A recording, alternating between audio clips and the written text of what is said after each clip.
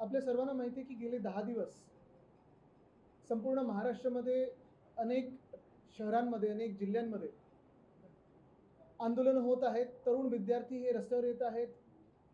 सगळे पक्षीय भेदभाव बाजूला ठेवून भारतीय नागरिक म्हणून रस्त्यावर उतरून अर्थात धर्मेंद्र प्रधान यांचा राजीनामा घेतला.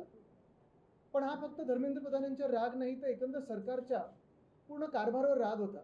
आणि वेगवेगळ्या माध्यमातून वेगवेगळ्या जसं रील्स असतील किंवा कोण पोस्टर बनवते काय प्रकारातून हे सगळे व्यक्त होत होते. मुख्य गोष्ट हीच आहे, आपण पाहिलं असेल गेले 2 दिवस जेव्हा चर्चा सुरू झाली आणि धर्मेंद्र प्रधान यांचा राजीनामा झाला त्याच वेळी तिथेच केंद्रामध्ये अभिजित दिपके असतील, सौरव दास असतील, ह्या सर्व मंडळींनी अजून एक वचन भाजपच्या सरकारकडून घेतलं होतं, ते म्हणजे सगळ्या FIR मागे घेण्याचं. आपण पाहतात जेव्हा पहिलंच हे आंदोलन झालं 19 तारखेनंतर 20 तारखेला दिल्लीत जो लाठीचार्ज झाला, उत्स्फूर्तपणे अनेक ठिकाणी तरुणाई बाहेर पडली. अनेक जेनझी असतील, जेन अल्फा असतील, मग मिलेनियल्स असतील, हे सगळे बाहेर पडले रस्त्यावर आणि आपल्या आपल्या प्रकारे जी आंदोलनं झाली. मला वाटतं 22-23 तारखेच्या आंदोलनामध्ये अनेक लोकांवर FIR झालेले आहेत, काही लोकांना नोटिसा गेलेल्या आहेत, काही लोकांना डिटेन्शनमध्ये ठेवलं होतं, काही मायनर्स पण होते, त्याच्यात 15-16 वर्षाचे विद्यार्थी होते. चेंबूर असेल, RCF असेल, बोईवाडा असेल, वरळी असेल, अनेक ठिकाणी आम्ही जाऊन सोडवलं त्या सगळ्या विद्यार्थ्यांना. तरी देखील नोटिसेस केसेस ह्या पडत होत्या. आम्ही त्याच वेळी जाहीर केलं होतं की शिवसेना ubt.legal@gmail.com वर आम्हाला ईमेल करा आणि तुमच्यासाठी आम्ही सगळ्या ह्या केसेस विनामूल्य लढू. भाजप आपलं वचन पाळणार की नाही हे आम्हाला माहिती नाही. खरं तर त्यांनी आता ह्या दिवसात, आजच्या दिवसात मुख्यमंत्र्यांनी निर्देश देऊन सगळ्या FIR, सगळ्या नोटिसा ह्या मागे घ्याव्या, रद्द कराव्या. ही तर ठाम मागणी आमची आहेच.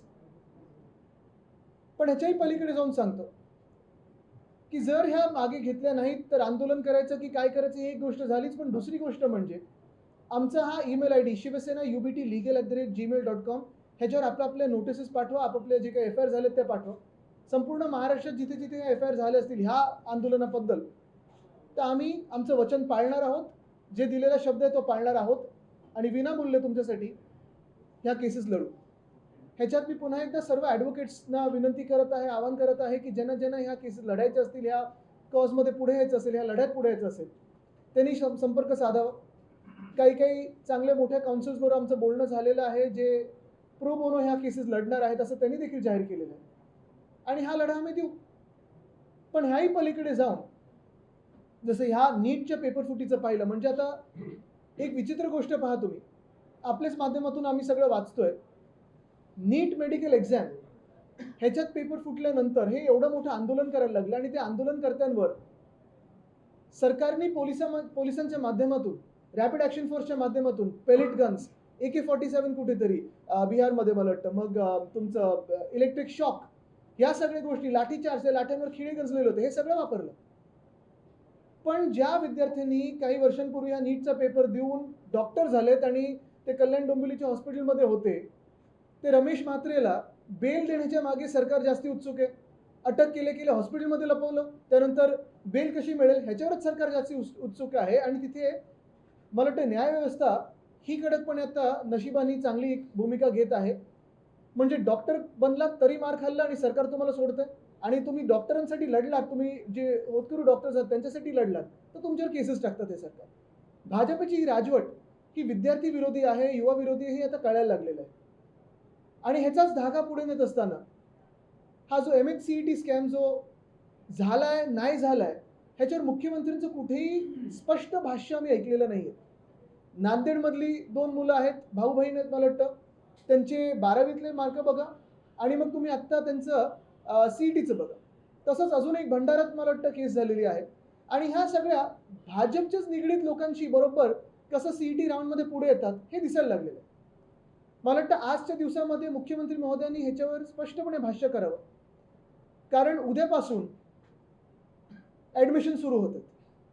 ॲडमिशन तुम्ही ह्याच बेसिसवर घेणार आहात की ॲडमिशनला स्थगिती देणार आहात? हे विद्यार्थ्यांमध्ये खूप घोळ आहे. मागच्या वर्षी पण असंच झालं. मागच्या वर्षी पण 4 दिवसात लगेच पहिली कॅप राऊंड सुरू झाली आणि तेव्हा सरकारने सांगितलं नाही आता काही करू शकत नाही, त्या पहिली राऊंड झालेली ॲडमिशनची. अनेक विद्यार्थ्यांचं ह्याच्यात नुकसान होतं. आणि कुठे ना कुठेतरी मला वाटतं सरकारने, जसं आता परवाकडे मी बघितलं, कालच बघितलं पंजाबबद्दल जेव्हा प्रश्न विचारला गेला तेव्हा अरविंद केजरीवाल यांनी स्पष्टपणे सांगितलं काय झालं, जबाबदारी स्वतःवर घेतली आणि काय त्यांनी पावलं उचलली सांगितली. तसं आमच्या मुख्यमंत्र्यांनी सांगावं. कारण लाठीचार्ज कोणी करायला लावला हेही कोणाला माहिती नाही. दिल्लीतून आदेश आले की इकडच्या गृहमंत्र्यांनी आदेश दिले हे देखील सांगावं. दुसरं म्हणजे अनेक केसेस आम्ही पाहतो. एक नागपूरमधली ती आमची युवती सेनेची अपूर्व, तिला कसं फरफटत नेलं, पुरुष पोलीस कसे अवतीभोवती होते जेव्हा तिला शुद्धी आली कारण तिला चक्कर आलेली जेव्हा हे मारहाण झाली तेव्हा. त्यानंतर इथे पण एक काल केस बघितली, एका महिलेचं रिब बोन फ्रॅक्चर झालेलं आहे. ह्या केसेस तर आम्ही परस्यू करणारच आहोत, कारण एवढा बेशुमार लाठीचार्ज करण्याचा किंवा असं कोणी हाताळण्याचा कोणालाही अधिकार दिलेला नाहीये.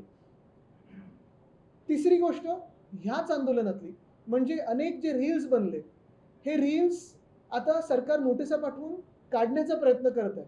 कोणाला घाबरतंय सरकार? विद्यार्थ्यांना घाबरतं. एवढी भीती तुमच्या मनामध्ये, जर तुम्ही विद्यार्थ्यांचं ऐकलं असतं तर एवढी भीती बसलीच नसती. पण ज्या विद्यार्थ्यांनी एक हुकुमशाला झुकवलेला आहे, आता तुम्ही त्यांचे रील्स, तुम्ही त्यांचे इंस्टाग्राम अकाउंट्स बंद करण्याच्या मागे लागलेला आहात. फेसबुक अकाउंट्स असतील, ट्विटर अकाउंट्स असतील, बंद करण्याच्या मागे लागलेले आहेत. मी सर्व ह्या तरुणांना सांगत आहे, हे सगळे तुमचे व्हिडिओ सेव्ह करून ठेवा आणि परत एकदा अपलोड करू आपण सगळं.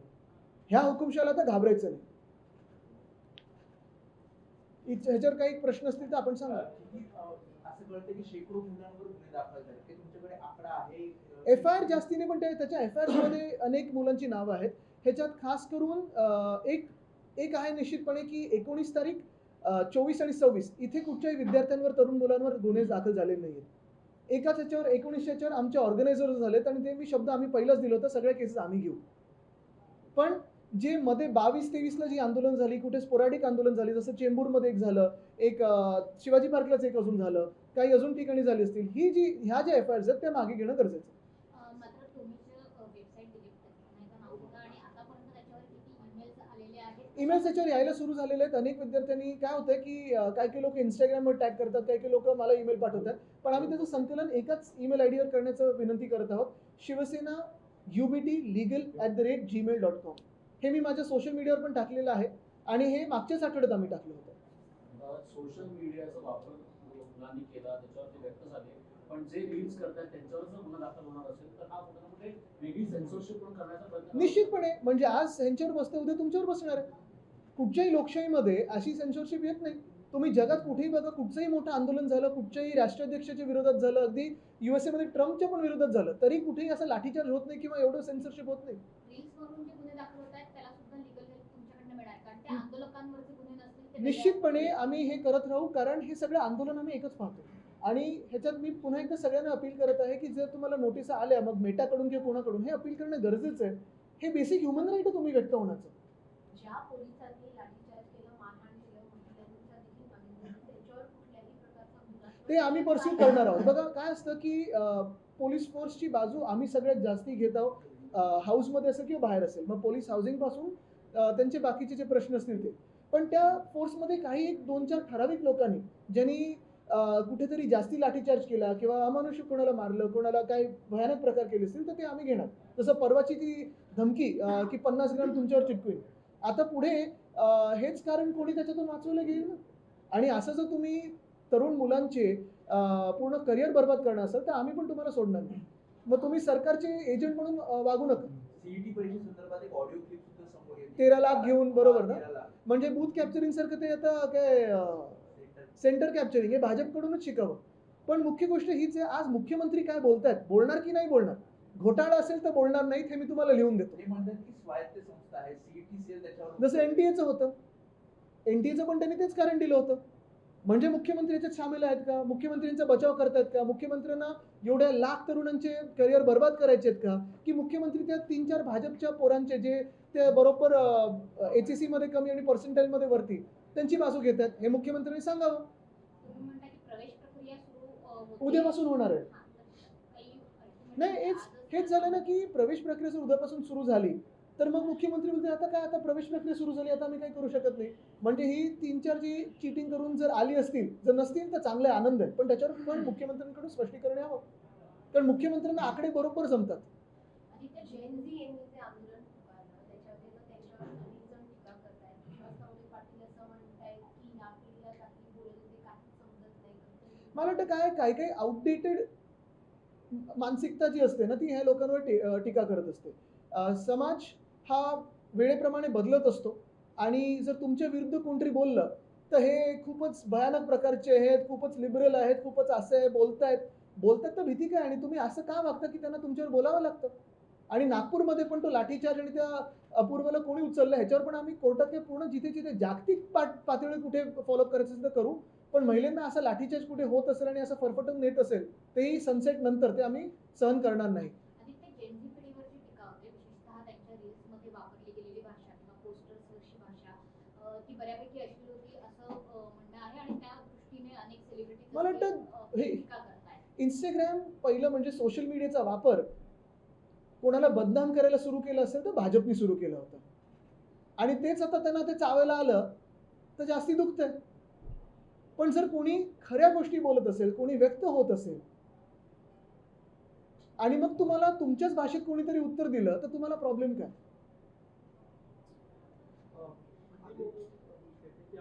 कुछ दिन पहले ही कोई इस मामले की हियरिंग चीफ जस्टिस के पास हो रही सुप्रीम कोर्ट में, उन्होंने कहा है कि इस पूरे मामले में अभी पूछा नहीं आज व्हाट इज द जी अभी वही थोड़ा लीड दे. इस पूरे मामले में क्या है कि जितने मामले दर्ज हुए हैं, अगर किसी भी विद्यार्थी का अगर पूरा बैकग्राउंड किसी अगर मामले में नहीं है तो तुरंत छोड़ा जाए और जितने भी सीसीटीवी फुटेज है सबको संरक्षित किया जाए ताकि पता चले कि क्या हुआ था पूरे मामले को. बड़ी बात सीजीआई ने कही है, सबको निर्देश जारी किए. इस बारे में कैसे देखते हैं? बिल्कुल बात यही है, बात स्पष्ट है. पिछले 10 दिनों में 12 दिनों में आपने देखा होगा कि पूरे देश में एक आंदोलन ने देश को जागरूक कर दिया है. जो इस्तीफा मांग रहे थे धर्मेंद्र प्रधान का, मंत्री प्रधान से लेकर प्रधानमंत्री तक बातें सबकी निकल आई है. फिर उसमें इथेनॉल की बात हो, चंदा चोरी की बात हो, हर एक विषय पे लोगों ने अपनी अपनी जो राय है वो व्यक्त की है. सबसे अहम बात यही होती है कि इस आंदोलन में दिल्ली से लेके हर जगह, हर गली तक जो आंदोलन हुए, बहुत सारे आंदोलन पीसफुल थे.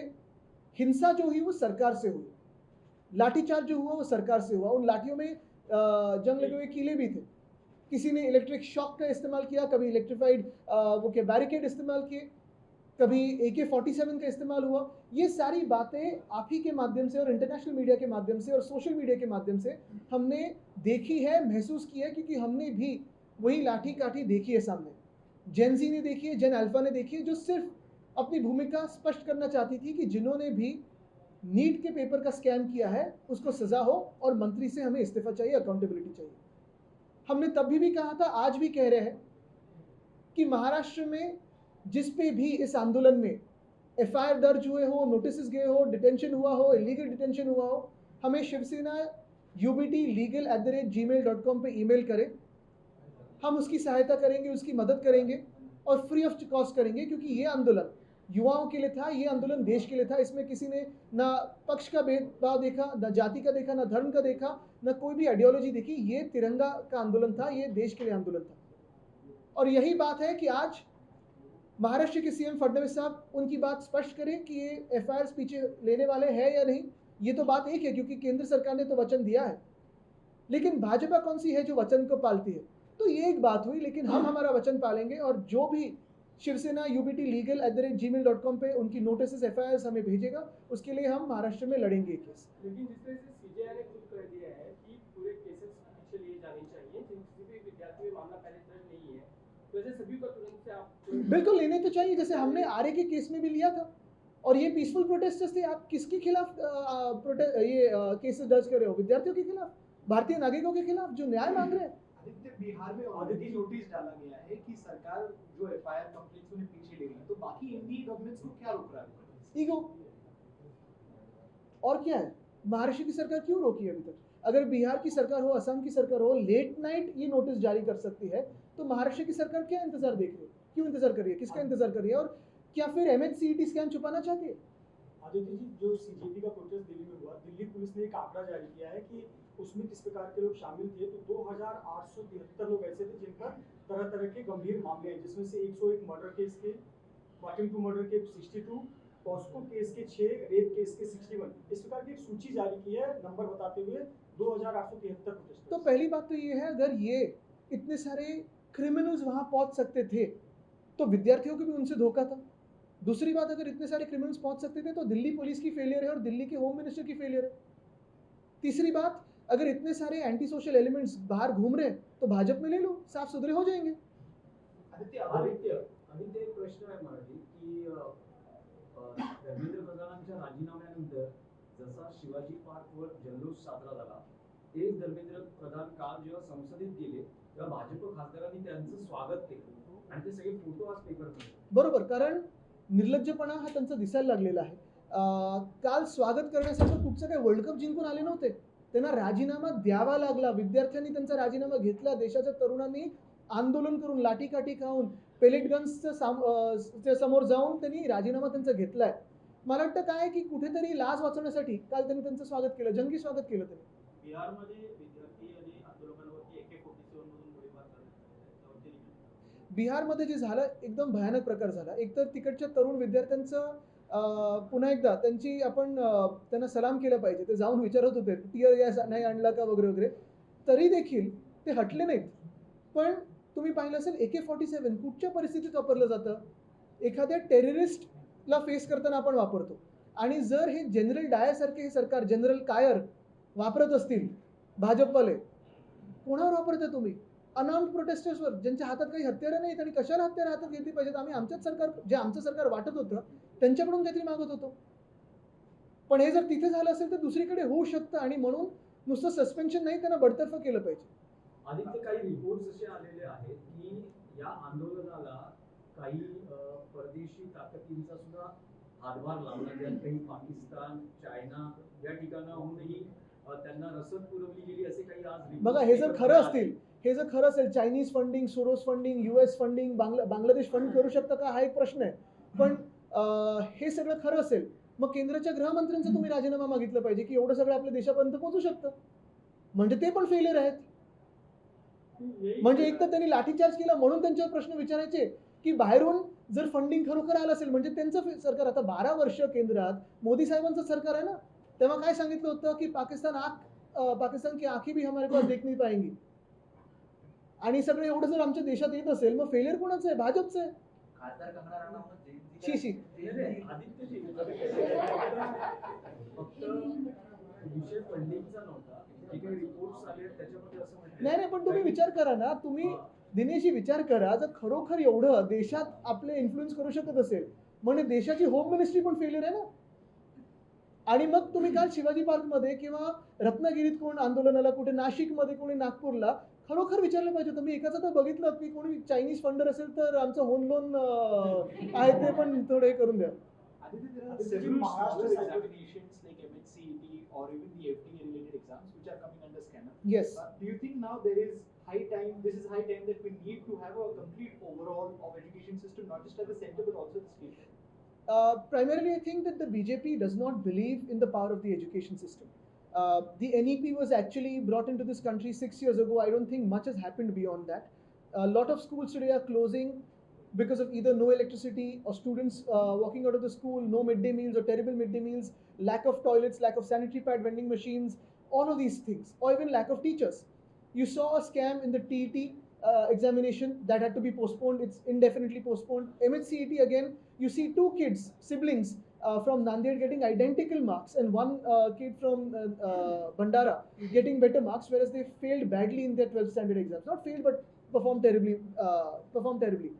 The point is, the Chief Minister of Maharashtra is not ready to come out and speak on whether these papers were leaked or not. It's as simple as this. If something has happened in Punjab, the Punjab CM and Mr. Kejriwal are speaking, taking accountability for it. Why can't Mr. Fadnavis come and speak about it? If there indeed is a scam, he will not speak about it. And if there is no scam, he will speak transparently about it. The bigger problem lies in this, that the admission for the MHCET round starts tomorrow. And till today, the students are in a state of chaos, wondering whether a scam has happened or not, whether the paper has been leaked or not, and whether they should protest or not. I firmly believe that the Chief Minister, Mr. Fadnavis, should step out, speak to the media, answer questions, and have a transparent question-answer session where the media can ask him about accountability for these scams, be it in the TET paper, be it in MHCET, or be it in the FD one. Aditya, we've seen that government promised is to be withdrawn against protesters, but that's not really happening. CJP is taking on record. Yes, I think Bihar and Assam have taken cases back, but Maharashtra is still lagging behind. I don't know what kind of ego is holding back Mr. Fadnavis from withdrawing the cases on these protesters. Maybe it is to do with the education system that the BJP wants to capture, and that is why Mr. Fadnavis is not withdrawing those cases. Nonetheless, we will be keeping a promise that we made last week. The cases primarily are not on protesters from the protest calls that we had given. We had made a promise that we will take the cases on ourselves, not on protesters. The protests on the cases on people from the other protests. Nonetheless, if anybody from Maharashtra mails us on shivsenayubtlegal@gmail.com with their FIR notices or other notices, we will fight these cases for them. Aditya, आता काँग्रेसकडून युवक काँग्रेसकडून महाराष्ट्रातल्या शिक्षण मंत्र्यांचा सुद्धा राजीनामा मागितला जातोय. त्यामध्ये दादा भुसेंचा स्पेशली कारण मराठी शाळांची संख्या कमी होणं, तिथल्या अडचणी असणं आणि काही मुंशीबाईंची शिक्षण संस्था आहे त्यामधल्या काही गोष्टी. नक्कीच मला वाटतं ह्याच्यात सगळेच पुढे येतील, कारण आपण पाहिलं असेल एक जागरूकता आता देशामध्ये आलेली आहे. आणि ही फक्त शिक्षण व्यवस्थेबद्दल नाही, पण आता प्रत्येक घोटाळा जो येईल, मला वाटतं आता देश जागृत झालेला आहे आणि ते प्रश्न विचारणार, कुठेही थांबणार नाही. ह्या तरुण पिढीने एक हिंमत दिली, जे आपल्या सर्वांच्या मनात जे प्रश्न होते ते त्यांनी व्यक्त करून दाखवले.